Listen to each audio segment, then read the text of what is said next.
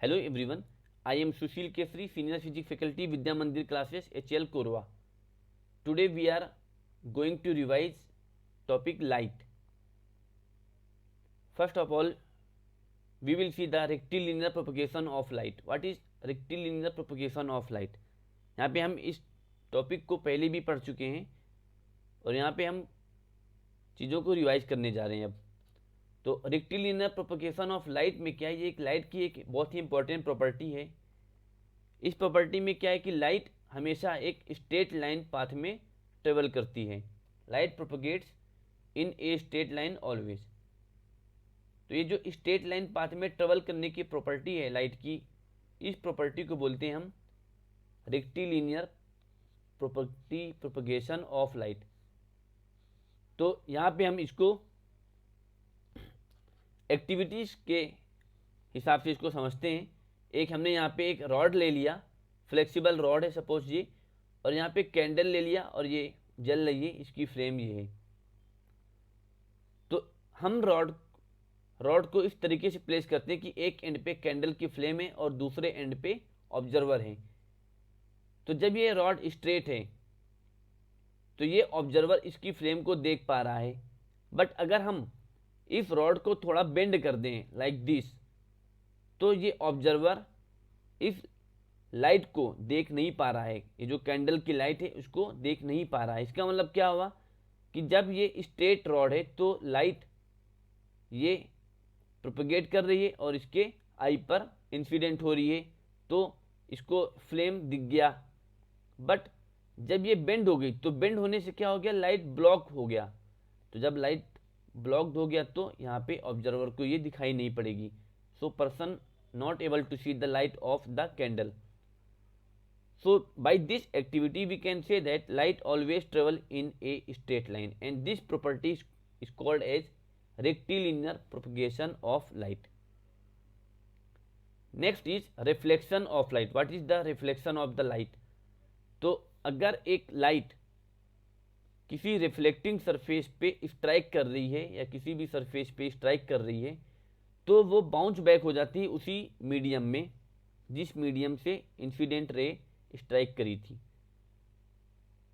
तो इस प्रॉपर्टी को हम बोलते हैं रिफ्लेक्शन ऑफ लाइट। इस फिनोमेना को हम बोलते हैं रिफ्लेक्शन ऑफ लाइट। हमने देखा है कि अगर कभी भी लाइट इंसिडेंट हो रही किसी भी सरफेस पे तो वो बाउंस बैक हो जाती है सेम मीडियम में। जैसे हम देखते हैं कि हमें वॉल दिख रही है, टेबल दिख रही है, चेयर दिख रही है, मिरर दिख रहा है, तो ये सारी चीज़ें इसी फिनोमेना की वजह से हमें दिखती हैं। क्योंकि लाइट इंसिडेंट होती है ऑब्जेक्ट पे तो उस ऑब्जेक्ट से लाइट रिफ्लेक्ट होकर के हमारी आंखों पे आती है, तो हमें इस तरीके से ऑब्जेक्ट दिखाई पड़ने लगता है। तो ये जो bouncing back of the ray of light is called reflection of light. तो ये दो टाइप का है, पहला रेगुलर रिफ्लेक्शन और दूसरा इरेगुलर रिफ्लेक्शन। तो रेगुलर रिफ्लेक्शन हम किसको बोलेंगे और इरेगुलर रिफ्लेक्शन किसको बोलेंगे ये हम देखते हैं। अब अगर परफेक्टली स्मूथ सरफेस से रिफ्लेक्शन हो रहा है तो हम उसको बोलेंगे रेगुलर रिफ्लेक्शन, और अगर रफ सरफेस से रिफ्लेक्शन हो रहा है तो हम उसको बोलेंगे इरेगुलर रिफ्लेक्शन। तो अगर हम यहाँ पे सपोज एक मिरर को ऑब्जर्व करें, ये मिरर है हम, और ये एज्यूम कर रहे हैं कि ये परफेक्टली स्मूथ है, तो यहाँ पे जो रिफ्लेक्शन होगा वो होगा रेगुलर रिफ्लेक्शन। यहाँ पे अगर हम incident ray, parallel incident ray incident करा रहे हैं, स्ट्राइक करा रहे हैं इस मिरर पे, तो जो रिफ्लेक्टेड रे होगी वो भी पैरेलल ही होगी। हमने यहाँ पे डायग्राम के थ्रू एक्सप्लेन भी किया है, शो किया हुआ है। तो ये एग्जाम्पल है रेगुलर रिफ्लेक्शन का। बट अगर हम कुछ ऐसा सरफेस ले लेते हैं जिसमें ये रफ सरफेस है और हम यहाँ पे पैरेलल रे इंसिडेंट करा रहे हैं, तो क्या होगा, आफ्टर रिफ्लेक्शन ये किसी भी रैंडम डायरेक्शन में जा सकती है। ये इस तरीके से ये अब पैरेलल नहीं रहेगी जैसे पहले केस में था रेगुलर रिफ्लेक्शन में। तो यहाँ पे ये किसी भी रैंडम डायरेक्शन में रिफ्लेक्ट हो रही है। तो इस टाइप के रिफ्लेक्शन को हम बोलते हैं डिफ्यूज्ड रिफ्लेक्शन या फिर इरेगुलर रिफ्लेक्शन। डेली लाइफ में जो रिफ्लेक्शन हम ऑब्जर्व कर रहे हैं वो इरेगुलर रिफ्लेक्शन का ही केस होता है। जैसे वॉल पर रिफ्लेक्शन हो रहा है, टेबल पे हो रहा है, चेयर पे हो रहा है, ग्राउंड पे हो रहा है, तो ये सब इर्रेगुलर रिफ्लेक्शन का एग्जाम्पल है। नेक्स्ट इज, यहाँ पे अब जो मिरर से, प्लेन मिरर से जो इमेज बनेगा उसके लिए कुछ लॉ ऑफ रिफ्लेक्शन है, रिफ्लेक्शन का लॉ है, फिर हम इमेज के बारे में डिस्कस करेंगे। और उसके पहले कुछ टर्म्स हैं रिफ्लेक्शन से रिलेटेड, तो वो टर्म्स भी देखेंगे। So terms used in reflection of light, तो ये इंसिडेंट रे है, normal, reflected ray, point of incidence, angle of incidence, angle of reflection, ये सारे टर्म्स जो रिफ्लेक्शन ऑफ लाइट में यूज होंगे। तो जैसा कि नाम से क्लियर है, अगर एक रे स्ट्राइक कर रही है या इंसिडेंट हो रही है किसी भी सरफेस पे, तो उस रे को हम बोलेंगे इंसिडेंट रे। यहाँ पर ये इंसिडेंट रे है। अब ये इंसिडेंट रे जिस पॉइंट पर इंसिडेंट हो रही है उस पॉइंट को हम बोलेंगे हम point of incidence. This point is point of incidence. तो पॉइंट ओ है पॉइंट ऑफ इंसिडेंस। अब रिफ्लेक्टेड रे की बात करते हैं। जैसा कि नाम से क्लियर है, जब ये बाउंस बैक हो जाती है, ये जो इंसिडेंट रे है बाउंस बैक हो गई सेम मीडियम में या रिफ्लेक्ट हो गई सेम मीडियम में, तो हम इस रे को बोलते हैं रिफ्लेक्टेड रे, क्योंकि रिफ्लेक्ट हो रही है तो इस वजह से हम इसको बोलते हैं रिफ्लेक्टेड रे। अब इस पॉइंट ओ पर जो हम नॉर्मल ड्रॉ करते हैं उसको बोलते हैं नॉर्मल। एंगल ऑफ इंसिडेंस क्या होगा? वो एंगल जो इंसिडेंट रे नॉर्मल से फॉर्म करेगा। हम कोई भी एंगल यहाँ पे मेजर करेंगे तो हम हमेशा नॉर्मल से ही मेजर करेंगे, नॉर्मल इज द कन्वेंशन। तो नॉर्मल से एंगल जो बना रही है इंसिडेंट रे वो होगा एंगल ऑफ इंसिडेंस रे, इंसिडेंस। और रिफ्लेक्टेड रे जो नॉर्मल से बनाएगी एंगल वो होगा एंगल ऑफ रिफ्लेक्शन, और ये है mirror. So these are the terms used in the reflection of light. Now come to the law of reflection. तो यहाँ पे रिफ्लेक्शन का लॉ है, इफ लॉ के अकॉर्डिंग ही रिफ्लेक्शन होता है यहाँ पे। तो पहला लॉ है कि इंसिडेंस रे, रिफ्लेक्टेड रे और नॉर्मल तीनों एक प्लेन में लाई करेंगे। यहाँ पे ये ब्लू कलर का एक हमने हाइपोथेटिकल प्लेन ड्रॉ किया हुआ है। यहाँ पे इंसिडेंस रे आ रही है, यहाँ पे ये आई है, रिफ्लेक्टेड रे और ये नॉर्मल। देखिए ये सेम प्लेन में आ रहे हैं, ये जो सेम ब्लू कलर का प्लेन है इसी प्लेन पे ये हैं इंसिडेंस, रिफ्लेक्टेड रे और नॉर्मल। तो ये पहला रूल है, पहला लॉ ऑफ रिफ्लेक्शन है। दूसरा लॉ ऑफ रिफ्लेक्शन है कि incidence angle equals to reflection angle, या angle of incidence equals to angle of reflection. तो आई इक्वल्स टू आर, तो ये है second law, this is important law. अब इसी लॉ के अकॉर्डिंग रिफ्लेक्शन अकर होता है और इमेज बनता है। Image is the point of incidence, point of reflected ray. अगर दो रिफ्लेक्टेड रे हम देखें, दो रिफ्लेक्टेड रे जहां पर मीट करेंगी उस पॉइंट को बोलेंगे हम इमेज। तो कुछ प्रॉपर्टी डिस्कस कर लेते हैं। A plane mirror forms virtual image of the object, हमेशा वर्चुअल इमेज बनेगा। वर्चुअल इमेज को हम कभी भी स्क्रीन पे रिकॉर्ड नहीं कर सकते, स्क्रीन पे ऑब्टेन नहीं कर सकते। रियल इमेज स्क्रीन पे हम ऑब्टेन कर सकते हैं। तो प्लेन मिरर से जो इमेज बनता है वो वर्चुअल बनता है हमेशा। इसका जो साइज होगा वो ऑब्जेक्ट के साइज के बराबर रहेगा, means image size equals to object size. Image की जो डिस्टेंस प्लेन मिरर से होगी वही डिस्टेंस होगी जो ऑब्जेक्ट की प्लेन मिरर से है। So image distance equals to object distance, this is the third property of the image formed by plane mirror. Next is image formed is always upright like the object. तो हमेशा upright बनेगा, जैसा object है वैसा ही image बनेगा, that means erect image बनेगा। Next is right hand side of an object appears as left hand side of the image in a plane mirror. मतलब यहाँ पे लैटरल इन्वर्जन की प्रॉपर्टी होगी, और इस प्रॉपर्टी में क्या होता है कि जो ऑब्जेक्ट का लेफ्ट हैंड साइड है वो इमेज का राइट हैंड साइड होता है, एंड वाइस वर्सा। तो this property is called as lateral inversion. तो यहाँ पे कुछ एग्जांपल, जैसे यहाँ पे हमने राइट हैंड शो किया हुआ ये डायग्राम में, तो इमेज का लेफ्ट हैंड शो होगा, तो ऐसा लग रहा है कि इमेज जो है वो लेफ्ट हैंड शो कर रहा है। इसी तरीके से अगर हमने राइट लेफ्ट हैंड शो किया हुआ है तो इमेज का राइट हैंड शो होगा। एक और एग्जांपल है एम्बुलेंस। सभी लोगों ने देखा होगा एम्बुलेंस को इस तरीके से गाड़ी में लिखा होता है, वैन में। ये इस वजह से होता है कि जो इसके आगे वाली गाड़ी होगी वो इसको करेक्ट पढ़ सके। एम्बुलेंस वो, क्योंकि ये अकॉर्डिंग टू लेटरल इन्वर्जन, ये जो लेफ्ट साइड में लिखा हुआ है वो राइट साइड में आ जाएगा, और राइट साइड में जो लिखा है वो लेफ्ट साइड में आ जाएगा। तो इसके अकॉर्डिंग जो ये आगे वाले ड्राइवर को दिखेगा, जो आगे जो व्हीकल चल रही होगी उसके ड्राइवर को दिखेगा AMBULANCE, एम्बुलेंस। वो करेक्ट स्पेल कर पाएगा और फिर एम्बुलेंस को वो पास दे देगा। तो this phenomena is called lateral inversion. अब नेक्स्ट मिरर है यहाँ पर स्फेरिकल और कर्व्ड मिरर। तो जैसे अभी प्लेन मिरर था, प्लेन मिरर कैसे बनाया गया था, एक थिन ग्लास शीट होगी, उसको एक साइड को पॉलिश कर दिया, दूसरा साइड रिफ्लेक्टिंग हो गया, तो ये प्लेन मिरर बन गया क्योंकि थिन प्लेन शीट से बनाया गया है। अब अगर हम मिरर को स्फेरिकल सरफेस से बनाएं तो ये स्फेरिकल मिरर हो जाएगा, या फिर कर्व्ड मिरर इसको बोलेंगे। अब क्योंकि ये कर्व कैसा है, स्फेरिकल है, तो इस वजह से हम इसको स्फेरिकल मिरर बोलते हैं। अब स्फेरिकल मिरर भी दो टाइप के हैं, पहला कॉनकेव मिरर, दूसरा कॉन्वेक्स मिरर। तो कॉनकेव मिरर किसको बोलेंगे, अगर हमने सपोज ये एक हॉलो स्फीयर है और हमने इसको यहाँ पे कट कर लिया, ये इस तरीके से कट कर लिया, तो ये पोर्शन बचेगा, ये पोर्शन, और हमने इसके आउटर सरफेस को पॉलिश कर दिया लाइक दिस। आउटर सरफेस को पॉलिश कर दिया तो इनर सरफेस क्या हो गया, रिफ्लेक्टिंग। तो जब इनर सरफेस क्या है यहाँ पे, कॉनकेव, तो कॉनकेव साइड अगर रिफ्लेक्टिंग है तो ये मिरर होगा कॉनकेव मिरर। सिमिलरली अगर हमने इसके कॉन्वेक्स साइड को पॉलिश कर दिया, यहाँ पे अगर हमने कॉनकेव साइड को पॉलिश कर दिया और ये जो कॉन्वेक्स साइड है, ये वाला सरफेस रिफ्लेक्टिंग हो गया, मीन्स कॉन्वेक्स साइड रिफ्लेक्टिंग हो गया, तो ये मिरर हो जाएगा कॉन्वेक्स मिरर। तो इस तरीके से हम मिरर के टाइप्स को बता सकते हैं, इनके डिफरेंट यूजेस हैं।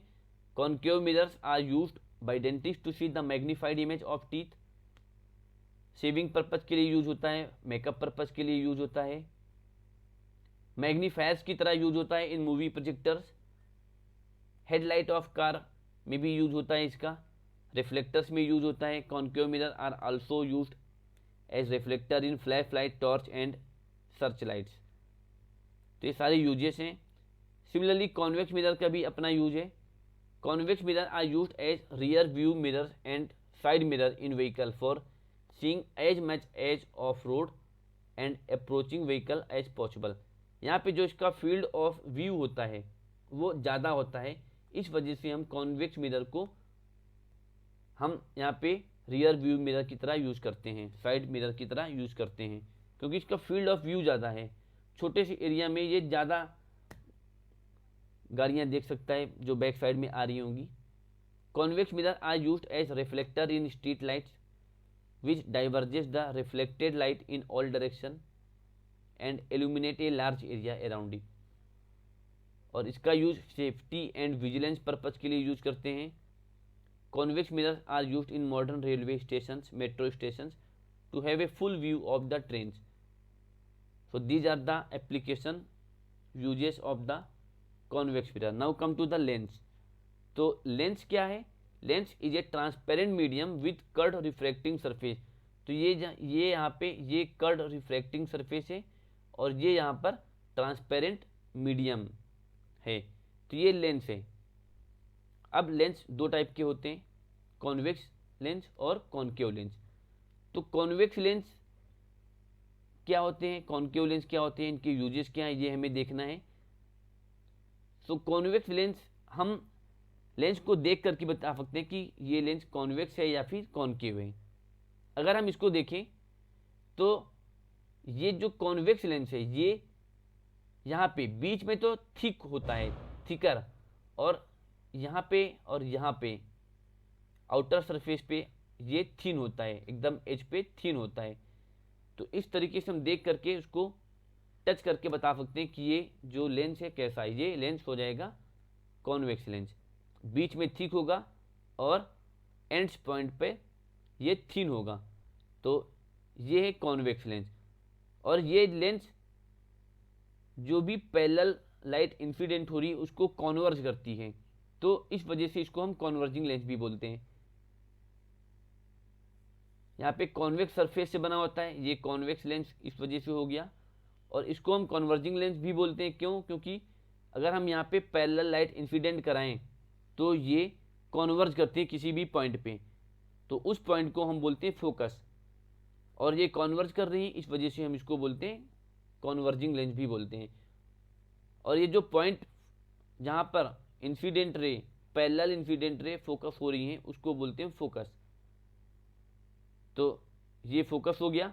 लेंस से फोकस के बीच की जो सेपरेशन है, डिस्टेंस है, उसको बोलते हैं फोकल लेंथ।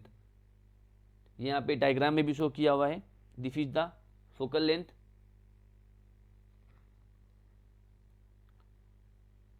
सो यहाँ पे कुछ इसकी एप्लीकेशन है। यहाँ पे मैग्नीफाइंग ग्लास के लिए यूज किया जाता है इसको, टेलीस्कोप, कैमरा, माइक्रोस्कोप में यूज करते हैं। They are also use in watches to show the digits in magnified manner. कुछ वॉचेस होती हैं वहाँ पे हम इसका यूज करते हैं। इसका यूज हम एक डिफेक्ट होता है आई में, उसको रिमूव करने के लिए करते हैं, हाइपरमेट्रोपिया या फिर लॉन्ग साइटेडनेस। तो यहाँ पे हम स्पेक्टेकल्स में यूज करते हैं इसको, इस डिफेक्ट को यूज करने के लिए, हाइपरमेट्रोपिया को रिमूव करने के लिए हम यूज करते हैं इसको। नाउ कॉनकेव लेंस, तो कॉनकेव लेंस यहाँ पे क्या है, जैसे कॉन्वेक्स लेंस में हमने पहचान बताया, उसी तरीके से हम कॉनकेव लेंस में भी पहचान बता सकते हैं। So it is a glass piece with two concave surfaces. यहाँ पे कॉनकेव सरफेसेस से ये लेंस बनेगा, इस वजह से इसको हम कॉनकेव लेंस बोलते हैं। ये कॉनकेव सरफेस और ये कॉनकेव सरफेस, बीच में मीडियम, तो ये कॉनकेव लेंस है। अब इसको कैसे पहचानेंगे, ये बीच में थिन होगा, यहाँ पे थिन है, और एजेस में ये जो आउटर है पार्ट है ये रहेगा थिक। तो इस तरीके से हम इसको पहचान लेंगे कि ये कॉनकेव लेंस है। और इसको हम डाइवर्जिंग लेंस भी बोलते हैं। डाइवर्जिंग लेंस क्यों बोलते हैं, क्योंकि अगर हम इस लेंस पे incident ray, parallel incident ray को हम इंसिडेंट कराएंगे, स्ट्राइक कराएंगे, तो ये डाइवर्ज करेंगी इस पैरेलल रे को, तो ये इस तरीके से डाइवर्ज हो रही है जैसा कि हमने यहाँ पे दिखा रखा है। और अगर ये डाइवर्ज कर रही हैं, ये रिफ्रैक्टेड रे हैं, ये कहीं इधर मीट तो कर नहीं रही है क्योंकि ये इनकी बीच की डिस्टेंस बढ़ती जा रही है यहाँ पे। अब और अगर हम इस पीछे इसको एक्सटेंड कर दें तो ये किसी पॉइंट पे मीट कर रही हैं, तो इस पॉइंट को हम बोलते हैं focus, focus of the concave lens. और फोकस और लेंस के बीच का जो सेपरेशन होगा उसको बोलेंगे हम फोकल लेंथ। तो ये कॉनकेव लेंस है और इसको हम डाइवर्जिंग लेंस भी बोलते हैं। इसके यूजेस क्या हैं ये देख लेते हैं। Concave lens is use to correct defect in vision, short sightedness और मायोपिया।